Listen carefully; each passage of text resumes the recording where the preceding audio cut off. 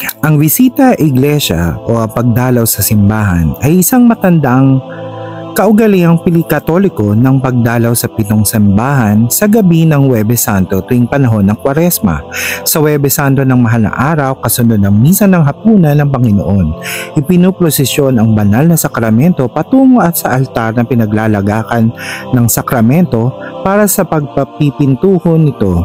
Dumadalaw sa 7 simbahan kung minsan 14, minsan na may walang tiyak na bilang ang mga mananampalataya at nagdarasal sa banal na sakramento sa bawat simbahan. Samahan niyo ako sa 7 simbahan na aking dinalaw na puno ng pagmamahal, pag-asa, mga panalangin at penitensya. Tara!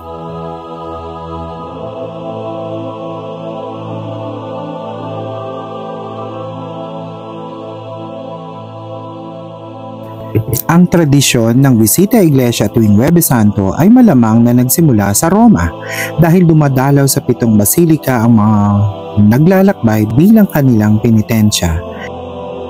Pagkatapos ng misa ng hapunan ng Panginoon sa paggunita ng mga Kristiyano sa huling hapunan ni Hesukristo, kasama ang kanyang mga apostol sa gabi ng pagdakip sa kanya, ginugunita ng mga mananampalataya ang paghihirap sa halamanan ni Jesus.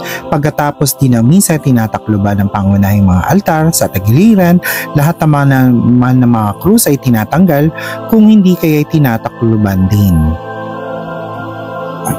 Inilalagay din naman ang banal na sakramento sa tabernakulo sa altar na pinaglalagakan at ang mga simbahan ay bukas hanggang gabi para sa tahimik na pamimintuho.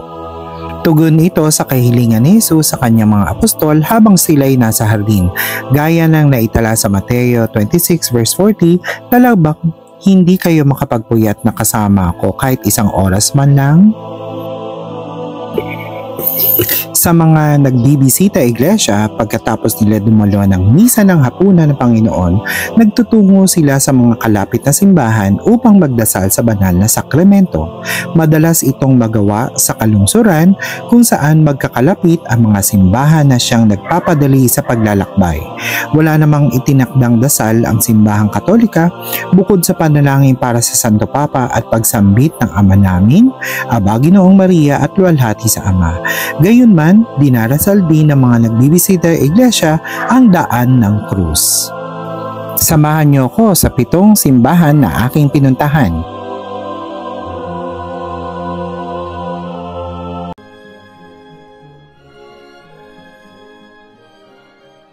Dating kapilyang yari sa kahoy na ipinatayo ng mga unang misyonaryong Dominiko sa tulong ni Obispo Domingo de Salazar OP sa Intramuros, Maynila at pinasaya noong Enero 1, 1588, gumuho noong 1589, ipinatayong yari sa bato kasama ang kumbento ni Padre Alonso Jimenez OP noong 1592 at idinambana ang milagrosang Our Lady of the Holy Rosary o ang Lalaval noong 1593. Nasunog noong 1603 at muling ipinatayo noong 1613, nasirang bahagya ng lindol noong 1645 at ipinaayos noong taon ding yon.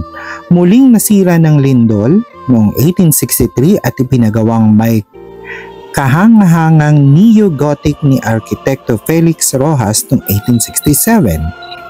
At ito ay huling nasira noong bombahin ng mga sundalong Hapones noong 1941. Inilipat at ipinagawa sa pook na ito, sa Quezon City, at inilagay ang unang bato noong 1952. Pinasinayaan ni Rufino J. Cardinal Santos noong 1954 at ipinihag na National Shrine of Our Lady of the Holy Rosary in the Philippines hierarchy noong 1954.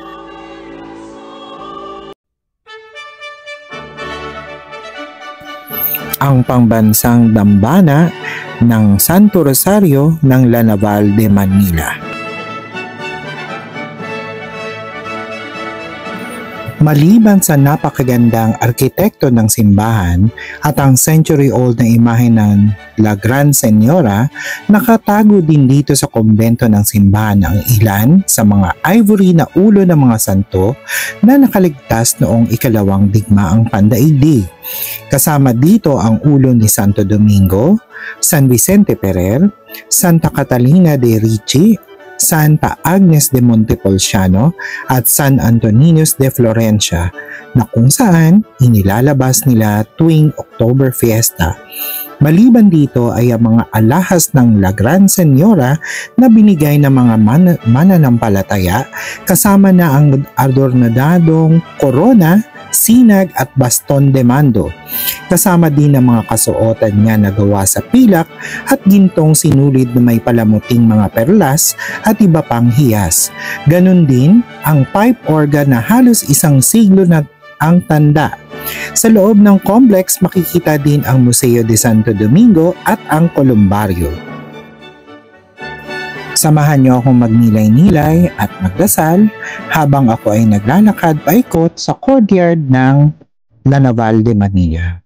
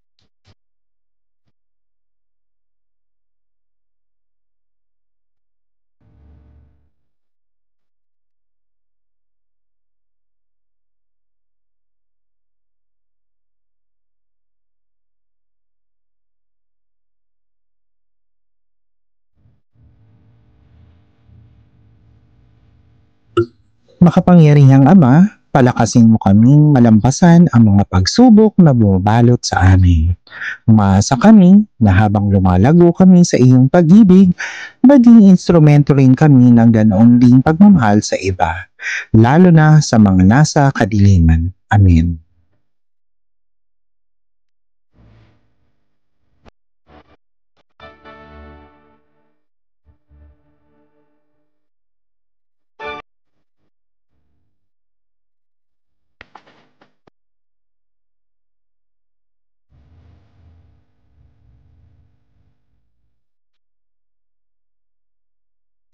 Nuestra Señora del Santísimo Rosario de la Naval de Manila, la Gran Señora de Filipina, ora pro nobis.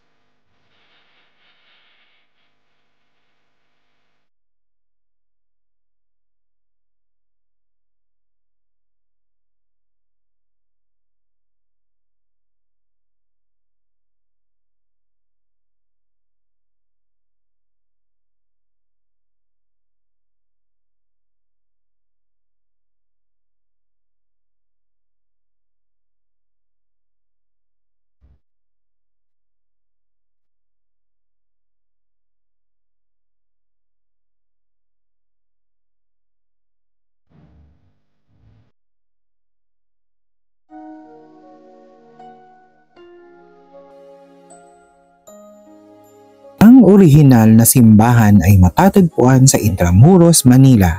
hanggang sa ito ay nawasak noong ikalawang digmaang pandaigdig.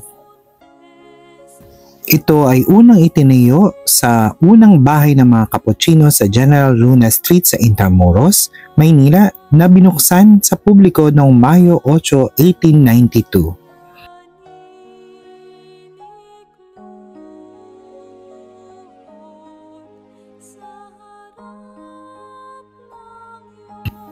Ang bagong simbahan na itinayo sa lungsod ng Quezon ay naging sentro ng panalangin para sa kagalingan ng mga may sakit at spiritual na pangangailangan.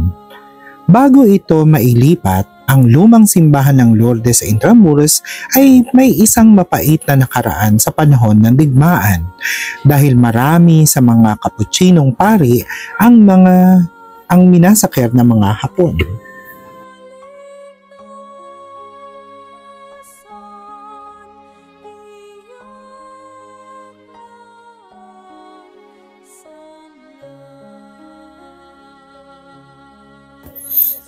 Ang milagrosang imahen ng Lourdes de Manila na itinago mula 1896 ay itinago at nailigtas sa panahon ng pambobomba dahil ito ay tinago sa sakristi ng simbahan ng San Agustin.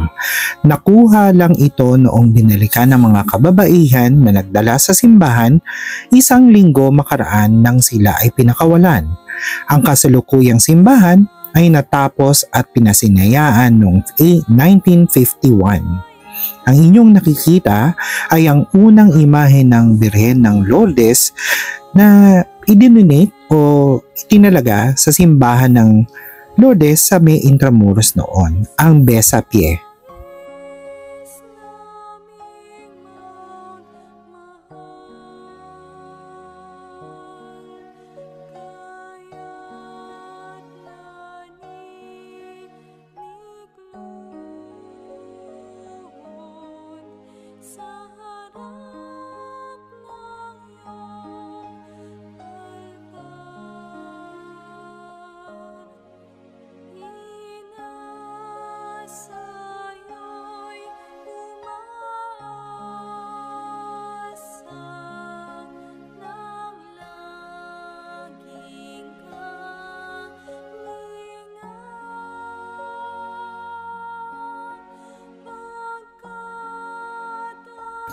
Nuestra Señora de Lourdes de Manila, ora pro nobis.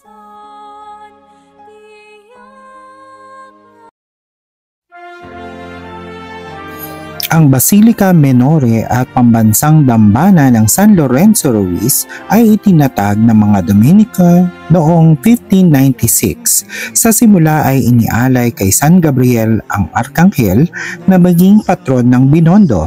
Hanggang sa kalagitnaan ng ika-19 na siglo, kilala rin ito bilang Our Lady of the Most Holy Rosary bilang pagpupuri sa Mahal na Birheng Maria bilang patrones ng Binondo mula noong unang bahagi ng 1700s hanggang sa kasalukuyan.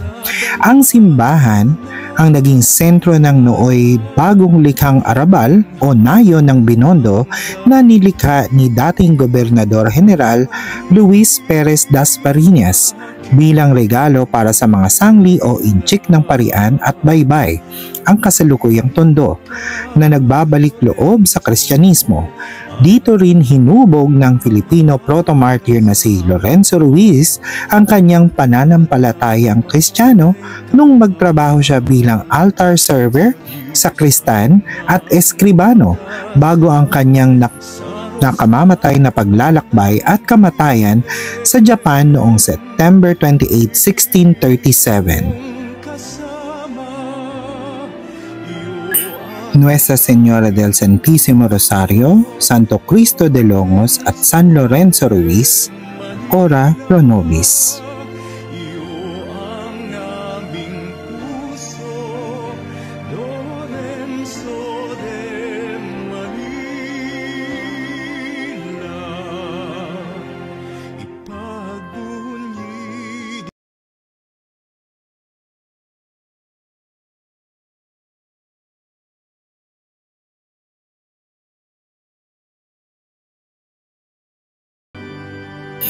Ang Baclaran Church o ang National Shrine of Our Lady of Perpetual Help ay isang pangunahing pilgrimage site at isang makabuluhang sentro ng debosyon sa ating ina ng laging saklolo sa Pilipinas.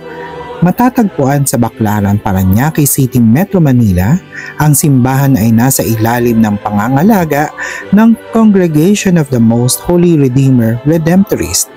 Ang simbahan ay nakatuon sa Our Mother of Perpetual Help at isang German na kopya ng icon ang inagalang doon. Kilala ang simbahan sa napakaraming mga deboto na dumadagsa dito lalo na tuwing Miyerkules, isang phenomenon na kilala sa tawag na Baclaran Phenomenon. At bukas ang simbahan 24/7.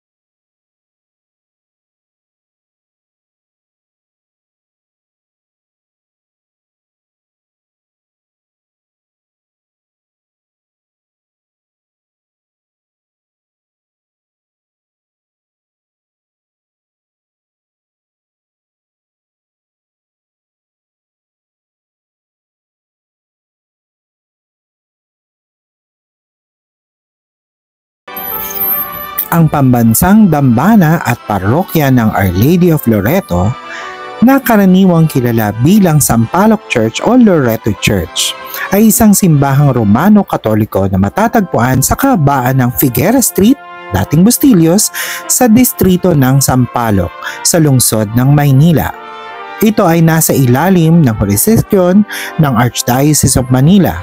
Ang simbahan ay pinangalanan at inialay sa Birheng Maria at sa kanyang pilgrimage site sa Loreto, Italy, kung saan nakasaad sa tradisyon ang lugar kung saan inilipat ang bahay ni Maria.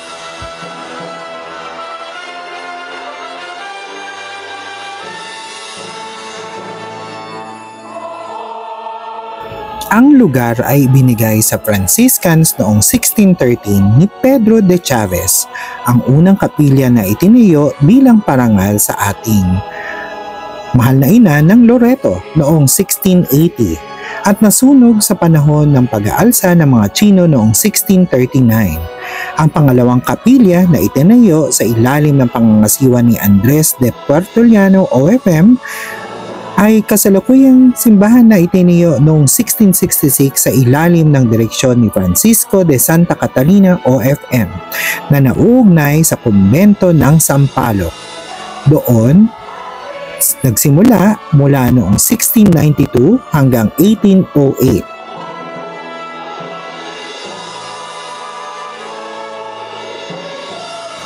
Ang simbahan ng Loreto ay naging isa sa pinakamahusay na palimbagan din sa Maynila.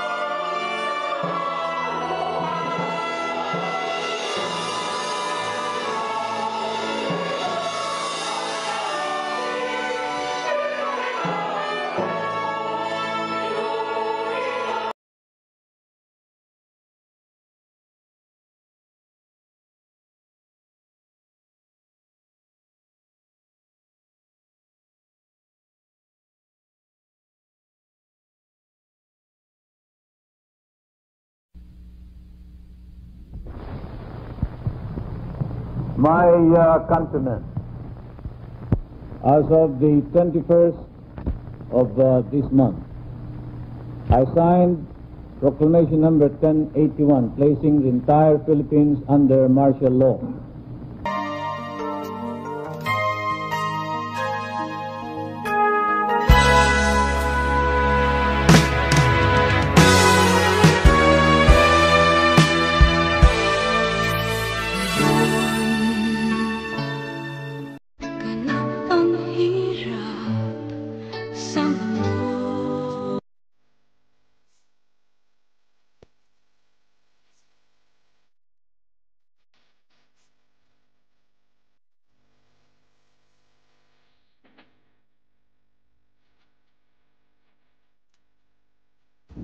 Ang EDSA Shrine na matatagpuan sa sangandaan ng Epifanio de los Santos Avenue or EDSA at Ortigas Avenue sa Quezon City ay formal na kilala bilang Shrine of Mary, Queen of Peace, Our Lady of EDSA. Ito ay iniaalay sa Our Lady na mahimalang na magitan upang patalsikin ang diktadura sa isang mapayapa at walang dugong pag-aalsa noong 1988 ang ngayon ay People Power Revolution. Noong 1989, itinatag ang EDSA Shrine kasama noon si Reverend Father Socrates B. Villegas bilang rektor. Mula noon, lumago ang simbahan sa tulong ng mga voluntaryo na ngayon ay formal nang inorganisa ng kanilang sarili sa EDSA Shrine Community. Inilarawan ng kanyang kabunyian na si Jaime Cardinal Sin ang EDSA Shrine bilang holy ground nang maganap ang isa pang himala, ang ikalawang mapayapang People Power noong Enero 2001. Sa tulong ng Mahal na Ina at Santo Niño, nasagot ang panalangin ng mga tao para sa moral na pamumuno. Isang holy ground marker ang pinasinayaan sa EDSA Shrine noong Pebrero 25, 2001 sa ika-15 anibersaryo ng unang EDSA People Power.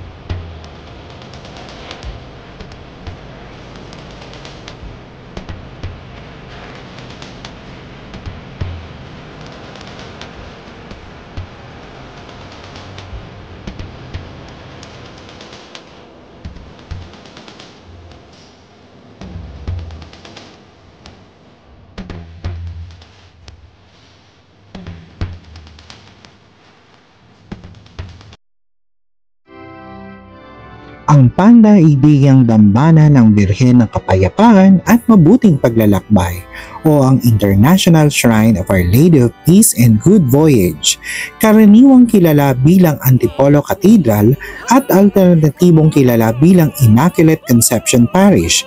Ito ay isang Roman Catholic Cathedral sa Antipolo, Pilipinas. Ito ay naglalagay ng isang pinarangalang na imahe ng Black Madonna ng Mahal na Birheng Maria sa ilalim ng titulo ng Birhen ng Kapayapaan at Mabuting Paglalakbay at nagsisilbing upuan ng obispo ng Antipolo. Ang dambana ay umaakit ng milyon-milyong peregrino taon-taon, lalo na sa panahon ng peregrinasyon mula Mayo hanggang Hulyo bawat taon. Ang mga unang misyoneryo ng Antipolo ay ang mga Franciscans. Pinangasiwaan ng mga Heswita ang simbahan mula 1591 hanggang 1766. Ipinagawa ni Reverend Juan de Salazar S.J.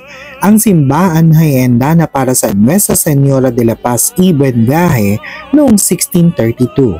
Ang simbahan ay lubhang napinsala sa panahon ng pag-aalsa ng mga Chino noong 1639 at sa mga lindol noong 1645, 1824 at 1863. Sa loob ng 3 siglo, ngayon, ang simbahang ito ay naging layunin ng mga relihiyosong paglalakbay sa buong Pilipinas.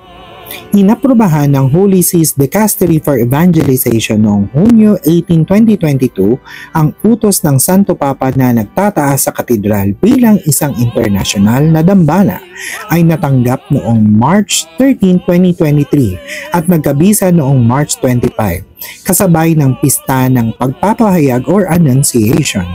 Ginawa itong unang internasyonal na dambana sa Pilipinas at sa Timog Silangang Asya na rehiyon, 11 sa mundo at pangatlo sa Asya pagkatapos ng St. Thomas Church Malayator sa India at ang Hemi Martyrdom Hologram kasama ang Seoul Pilgrimage Routes sa South Korea.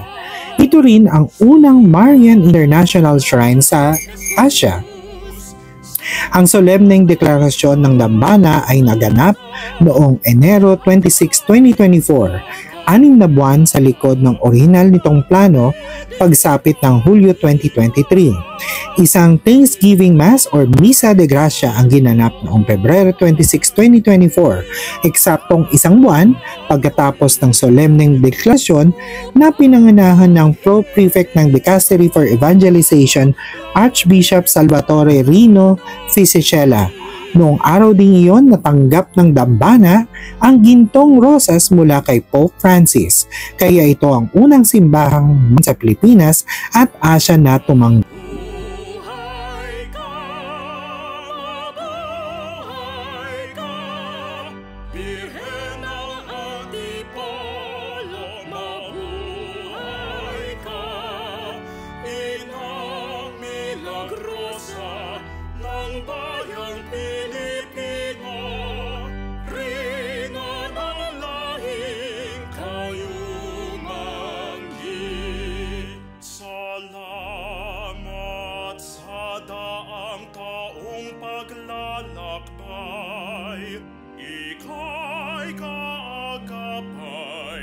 Yung ngayon sa Kamarin, doon sa may pahalikan sa Belen.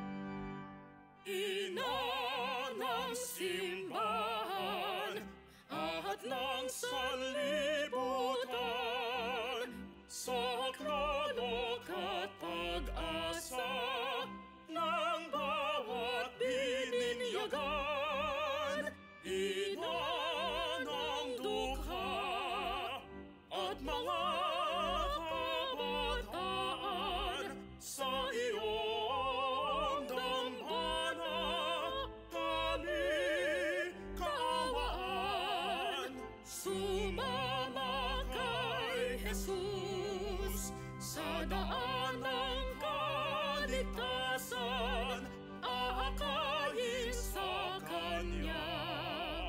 Nang kami di maligaw, wika ay kalooban niya gawin, upang pag-ibig niya laging tanglaw namin.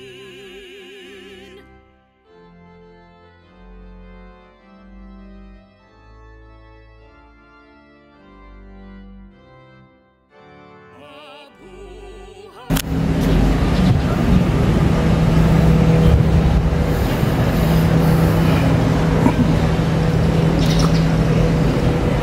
Spatendo. Waray. Hiligay mo.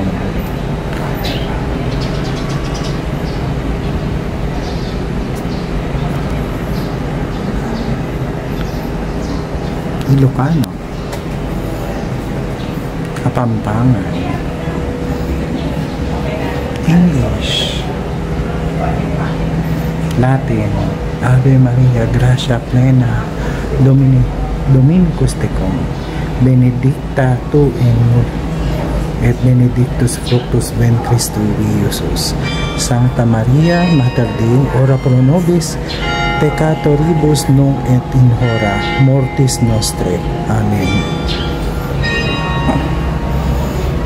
Espanyol. Mandarin. Tagalog, Pangasinense, Cebuano, Ibanag, and bye-bye.